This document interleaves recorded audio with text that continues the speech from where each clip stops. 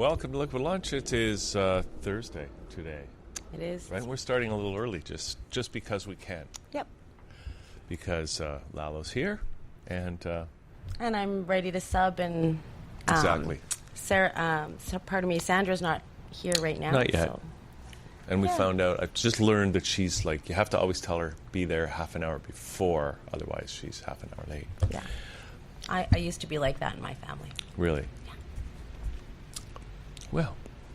Well, let's get started. We have our first guest today is frank-touby, publisher, I guess, Frank, of the Bulletin? Well, actually, Paulette's the publisher. I'm the editor. Editor. And this is the paper, the Bulletin, which serves downtown Toronto and has been doing so for 17 years. And we had you on a few years ago, I guess, Frank. I think I first met you in the context of the Toronto dollar. Undoubtedly. Right? I met a lot of people during that time. What was that? What? They're still around, aren't they? It's a community currency. There it is, but in a different form Right. than it used to be. It used to be a sort of a 10% tithe on the merchants. That was the objection they had to it, was the merchants would accept this money that went to charity. It was printed at the Mint, actually, and they would deduct 10%, and that went to the charity. Right. So it was really the merchants giving the money to the charity. So Right. that was an inhibiting factor Yeah. in the success of the Toronto dollar. It got taken up by another organization, and I understand it's used as an anti-poverty program. Oh, okay. See, I was involved. I don't really want to. We're not here to talk about the Toronto dollar, but That's fine. that's a whole other topic, right? So let's not get into that. But let's get into the Bulletin, and you call it the Journal of Downtown Toronto. Yes, we do. And I know you guys are very serious about what you guys do at the Bulletin, and I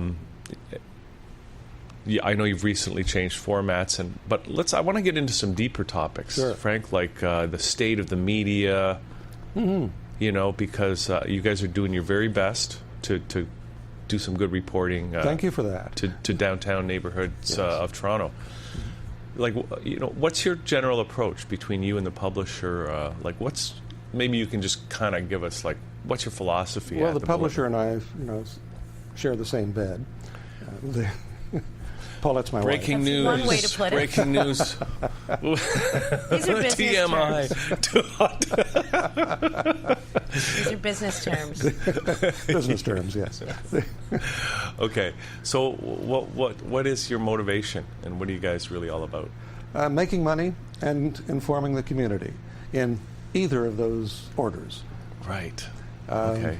There have been times when it's made more money, and these are times when nobody's making much money. Yeah. But we are thriving. Despite that, we've changed formats because we were using an expensive paper before, and Yeah. now we're using cheap paper. Yeah. But it's recycled, and the other wasn't. Yeah. So we're doing a good thing for the ecology. And it's you said it has been well received, so Yes. which is great. Yes. Right? Also, it was a broadsheet for the number of years, and we went back to the tabloid form, which is easier to hold. Just Yeah. Pick The it up tabloid is and turn the pages. yeah, it's great. So, so to make money and to serve the community, Yes. right? Yes. In either order. In either order, yeah. Yeah. But you got to make money in order to serve the community. Absolutely. And Right. You're going out to 50,000 right now? Well, 40,000 is what we 40,000. mail, free Nice. every month. We also Nice. print more than that, and we have news racks as well. Wonderful. Where can people find it? Where can they find St. Lawrence Market's a good place to find it. There are 2 racks there. There's a number of coffee shops in the St. Lawrence area where you'll find it. You'll find it down at Harborfront. It's around. Excellent. When the summer comes, Lalo, we can walk down to the St. Lawrence Market. They say it's like one of the best, or maybe the best market in North America. It was named by the National Geographic a number of years ago, probably 4, as the best food market in the world. In the world. In the world. Wow. I'm looking forward to seeing all kinds of things about Toronto. It's great to Well, it's like a farmer's market, right? The farmers come in and they sell the organic stuff. There is a farmers market, but that happens at the St. Lawrence Market on Saturdays. And that's where farmers actually come in from the bush. Well, good. It's another outsource of the government, right? We were talking about how people are taking things into their own hands as they do business and as they do whatever else that it is that they do. And there's another one. We need to produce our own food. We need to make our own media. Yeah. So, Frank, we got talking before we came on about a couple of big issues that are that you're paying attention to and thinking about. One of them is the TPP, which our new Prime Minister, Justin Trudeau, I think he just signed that, right? No, I don't think he's signed it. He had his Trade Minister, Chrystia Freeland, sign the initial papers. Okay. It's not the final signature. We haven't signed on to it, and God willing, we won't sign on to it. Yeah. I'm aware a lot of people have been talking about how this is really it's just another one of these international trade agreements that... That's right. Like NAFTA, which has been a blessing because it completely exported our manufacturing industry to Mexico into the redneck U.S. South. Yeah, do you mean in all our pollution? Is that why you're saying it's a bonus? Well, not only that, but a lot of people who used to have to go to work every day... Yeah, they don't have to do that. They don't have to do that anymore, right? Well, that's we don't convenient have a guaranteed annual income, but we could get one. Let's have more of these agreements, and then less people can be employed, and they can be happier. Well, actually, I have a friend who's very critical of these trade agreements, and what she says is that, and it makes a lot of sense to me, because she kind of nails the issue, is that what it really is, it's really about taking away our sovereignty. Because now we can't... Exactly what it does. The country can't make decisions in the interests of Canadians, or some foreign corporation's going to sue the Canadian government, a.k.a. the Canadian taxpayers, for their loss of potential income. That is what I read.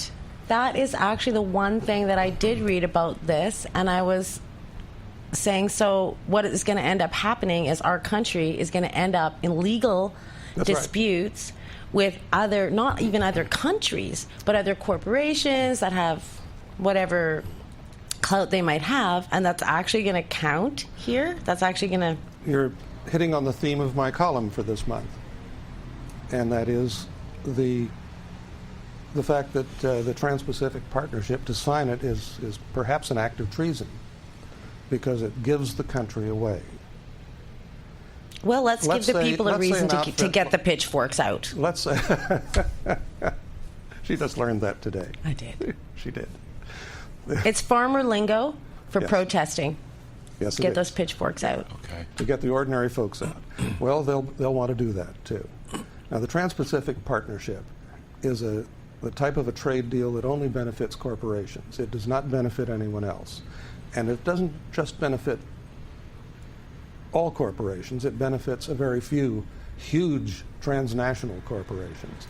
Let's say an outfit like the Corrections Corporation of America, which is a private prison operating system, decides that they want to come into Canada and start buying our prisons and running them for profit as they do in the States.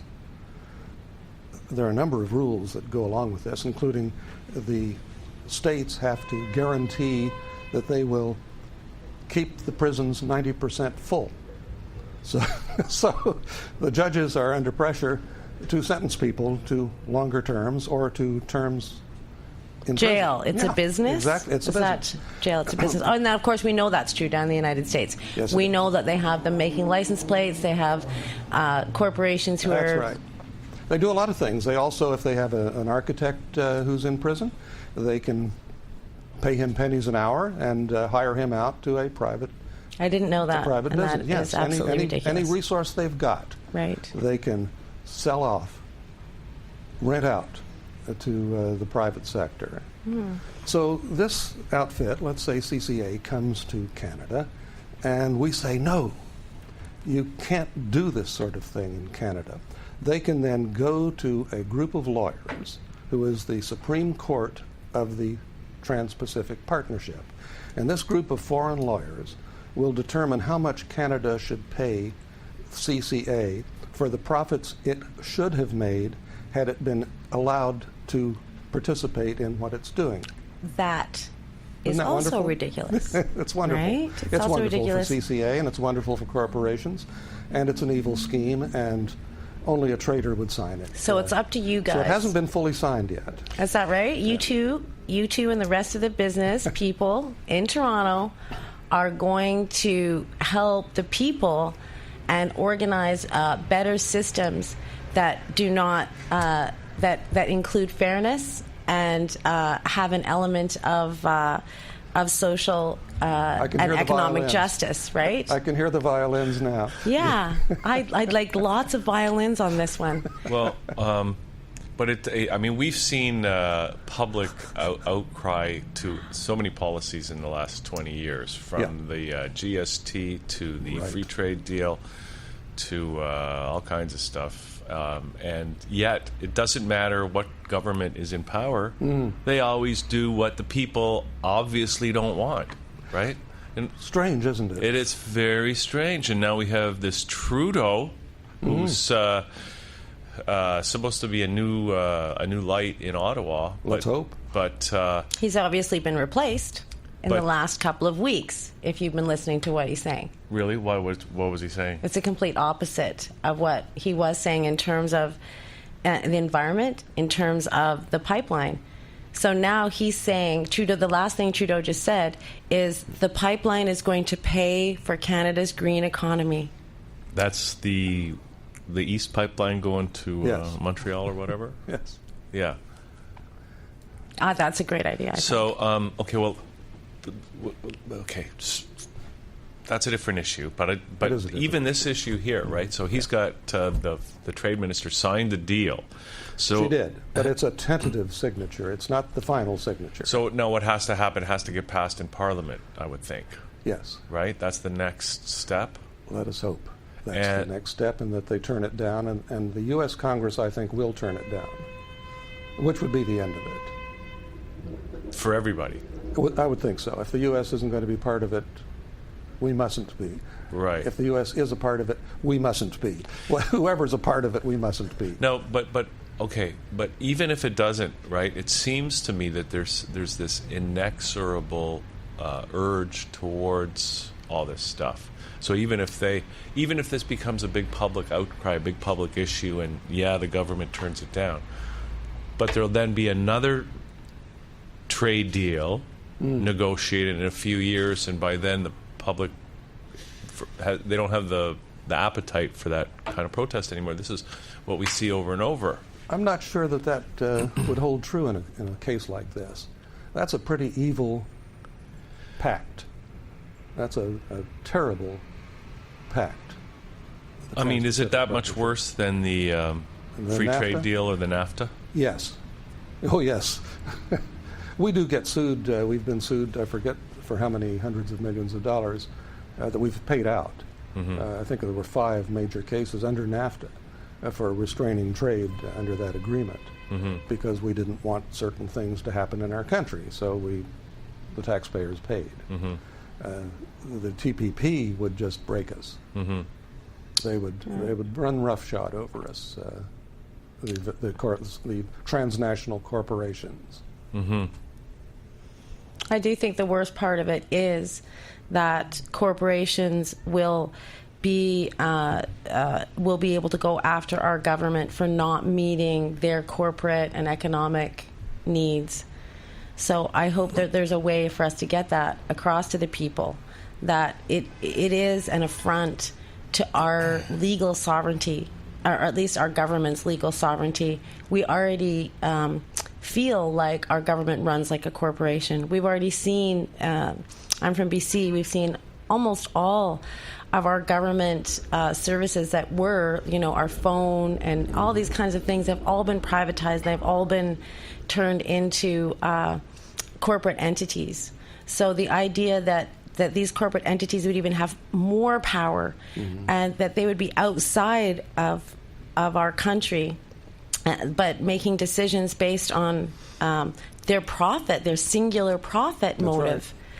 Right. We don't want that. We need to do everything with a triple bottom line. The singular bottom line is not going to get us very far.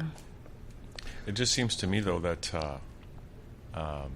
there really is a big urge, and it doesn't matter what government's in power, to they don't want public corporations anymore. It's like somebody, right? They don't want anything owned by the people and run for the people. They want... You mean like Toronto Hydro? Well, like Toronto Hydro, like Bruce Nuclear, like the CBC. I don't know if... Harper was all about privatizing the CBC. Harper was about privatizing everything. Yeah, well, exactly. But it's like then the Liberals come in and they kind of take their foot off the gas for a minute, right? And then the Conservatives come, but they're still not changing direction, really. You look at the provincial Liberals here, and because they're... Do look at the provincial Liberals. Yeah. Well, let's talk about them, because they're... They're like the Mike Harris government, really. I haven't seen much change from Dalton McGuinty's days to Kathleen Wynne's from Mike Harris, who was the ultimate villain who destroyed much of Toronto. And privatized the 407, right? Wasn't that a wonderful move? It's like totally, and it's too big. You can't. There's nobody to sue about that. You can't get the damages back. It's just like, let's take our public asset and let's give it to some foreign company. That's what they did. It's crazy. Yeah. Obviously, citizens should be shareholders and stockholders in government businesses, and this might sound a little bit radical, but we should be getting a kickback, in fact.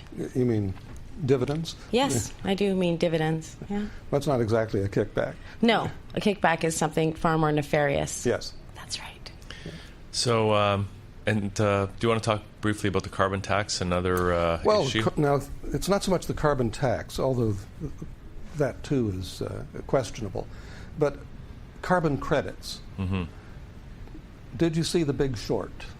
It's a recent movie. I think I read the book. You read the book, okay. Yeah. And that The Big Short was about derivatives. And in this case, they were talking about bundles of mortgages. They would put a package together that weighed so much money of 20 or 30 mortgages, whatever it took to get the proper weight of it, some of which weren't very good, as it turns out. Yeah. And they kind of ruined the bundle. And of course, this broke the system, as it must do. So carbon credits are going to be, or carbon credits are going to be very much the same type of thing. They will create a derivative for Bay Street to play with. They can sell these packages of rights to pollute, to if carbon does pollute. I'm not positive that carbon's a big polluter. No. But I have Interesting. I have a different view on that. And it comes from several years ago when the sunspot cycle went awry. Right. And not only were the ice caps on our Arctic melting, so were the ice caps on Mars. And I couldn't see the connection between our carbon releases and Mars. That's really a good point, because as all the climate change stuff is going on, if you actually check in with the cosmic scientists, the space scientists, you'll find that there's huge changes going on other planets that are similar, as you say. So it's hard to say what climate change really is. Well, see, my whole point about climate change is that climates change. Do they? Yeah, they do. Apparently, scientists who know what they're talking about, because they're scientists. Well, yes. They, but we know the climates have changed, right? Yes. Without human intervention, and sometimes I think that whatever, if there is, if we are warming things up a little, that might just save us from a huge disaster. Like we could have a volcano blow up that causes a cool down effect, right? Yeah. And maybe the whatever little bit of carbon dioxide we have added might just save our butt, right? But put out the fire, so to speak. Yeah. So, we don't know. And it seems to me, again, and this goes to the other point, is that it's just an excuse to impose a global regulatory regime, right? That is like a step towards like one world government. To me, that's what is going on. That's exactly what's going on. That's what the Transpacific Partnership is about, is creating a one world authority, which in this case is a board of foreign lawyers. Yeah. That's like we were talking about before. It's a hierarchical system. And when you have all the power coming from the top or people that want that, we're not going to get anywhere. We need that circle to actually move forward. Yes. So I guess it's up to people like us, like that channel, which is member-powered media. Well, we have... actually, I wanted to ask Frank. Frank, what do you think the answer is? Or, what can we do about this? Because I think even if this TPP doesn't pass, the force to keep that trend towards global... It will never stop. Yeah. It will never stop. We just have to be vigilant and try and suppress any attempts to take us over. There will always be attempts to take us over. There are always bad guys. We need to stay aware. I don't know. I grew up in the United By reading this, right? Well, that helps somewhat. It's more local than that, but I'm writing about TPP in this current edition, the March edition. So we do handle these issues. We handle police issues, things of that sort. John Sewell writes in the Bulletin, former mayor, and he's an expert on police matters, and he often writes about police matters. And those need a change too, especially since we seem to be imitating the American system of policing, which has become very much a stormtrooper type of approach, even to our police. Now, they don't have police blue anymore in their uniforms. They wear stormtrooper black. Yeah, and that's a psychological. That's to be intimidating. Yeah. Last month in February, I wrote about the slaughter of this Yatim kid on the streetcar, and received mixed reviews about my column. You did? Yes, I did. From the readership? From the readership, yes, and from people on the street, mostly in favor of it, but there were a few who said, you're dissing the police. The police have a tough job to do. They do, and they chose it, and it's a calling. It's not just a job. Yeah. To be a cop is a calling. It requires a special person. Yeah. It attracts sociopaths and psychopaths, but not all of the police we have are sociopaths or psychopaths, but you have to be wary that sort of an individual is drawn to being able to impose force on other people. And we have to learn, Hugh's asking you what you think the solution is, and I think that there needs to be more people like you and like you and like whoever is out there adding their emotions to this, actually adding their heart intelligence to it, and not just looking at the facts, the figures, and how all the statistics add up. So I see that you'll have to continue with your newspaper saying what is also difficult. I don't plan to retire. Yeah, that's good. That's very good. So is there anything else today, Frank, that you want to just bring up for conversation? Well, there's the derivative that we're talking about, the carbon credits. I think that's an important thing because it helps Bay Street in the sense that it's something to trade, little bundles of things to trade. It helps in the form of a tax, and the Liberals, since Mike Harris, have been a pretty high taxing outfit. Well, they got a big deficit to pay down. They haven't spent wisely. No. They haven't done much different than Mike Harris would have done. He wanted to privatize hydro, and Kathleen Wynne's doing it. And that's atrocious. I wonder if, because Trudeau, when he got elected, came in on such an anti-Harper and anti-that kind of policy that Harper was doing, I suspect, my paranoia is that really he'll just be the softer version of, or the slower version of this globalization trend. I wonder if you think he has what it takes to actually stand up to all that kind of stuff. I hope he does. Yeah. I really hope he does, but I don't know. Yeah. Mm-hmm. Okay. Wow. Well, Frank, it's been great to have this conversation. Thank you. I would love to see this kind of conversation from you guys at the Bulletin happen and get the community involved. So I would love to talk to you about doing that kind of stuff. We will talk to Frank again. I know you're a very busy Sounds like a man. plan. Oh, I'm so but busy, yes. We're monthly. I'm not that busy. Yeah, great. Now you do have time. Yeah. Okay, good. Well, because I'd love to have you, and I'd love to talk to more people who are in business and want to change the way the world does everything.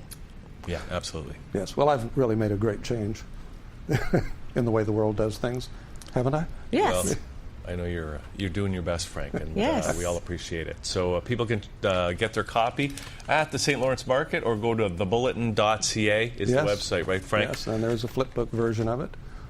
And are you looking for writers? We're always happy to have writers. Yeah. It's a freelance operation. Yeah. It's done in a bedroom of our home downtown. Yeah. We manage to get it out every month. Our managing editor lives outside the city, but she operates a very effective Toronto newsroom. Yeah. Excellent. Very cool. Okay, Frank, thanks. Great to do this today. Thank you. It was a pleasure pleasure being had. Right. So we're going to take a little break here on Liquid Lunch, and I'm not sure who's coming up next, but I did see Cape Breton Red running around. So we do have Shane Supal too. He is the president of the Toronto Mortgage Brokers Association. Yeah. Yeah. And more. Yeah. A lot more. So Yeah. we'll be right back here on thatchannel.com.